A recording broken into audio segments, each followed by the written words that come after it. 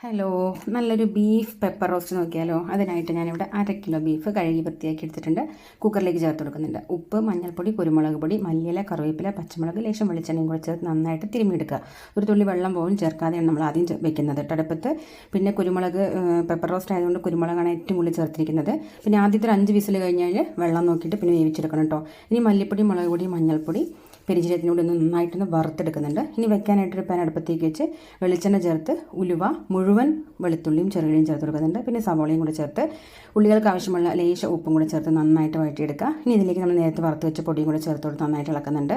ഇനി ഇതിലേക്ക് പച്ചമുളക് ചതച്ചത്, ഇഞ്ചി വെളുത്തുള്ളി ചതച്ചത്, കുരുമുളക് പൊടി, ഗരം മസാല ഇതെല്ലാം കൂടെ ചേർത്ത് അതിൻ്റെ പച്ചമണം മാറി വരുന്ന സമയത്ത് അതിലേക്ക് തക്കാളി ചേർക്കുന്നുണ്ട്. തക്കാളി ജസ്റ്റ് ഒന്ന് ഇളക്കിയതിന് ശേഷം നമ്മൾ വേവിച്ച് വെച്ച ബീഫ് ചേർക്കുന്നുണ്ട്. ലേശം വെള്ളവും കൂടെ ഒഴിച്ചു കൊടുക്കുന്നുണ്ട്. നന്നായി ഇളക്കിയിട്ട് അടച്ചു കൊടുക്കുക. ഒരു 10 മിനിറ്റ് നന്നായിട്ട് ഇടയ്ക്കിടയ്ക്ക് ഇളക്കി വരട്ടിയെടുക്കുക. അപ്പോൾ അടിപൊളി ബീഫ് പെപ്പർ റോസ്റ്റ് ഇവിടെ റെഡി ആയിട്ടുണ്ട്. എല്ലാവരും ട്രൈ ആക്കുക.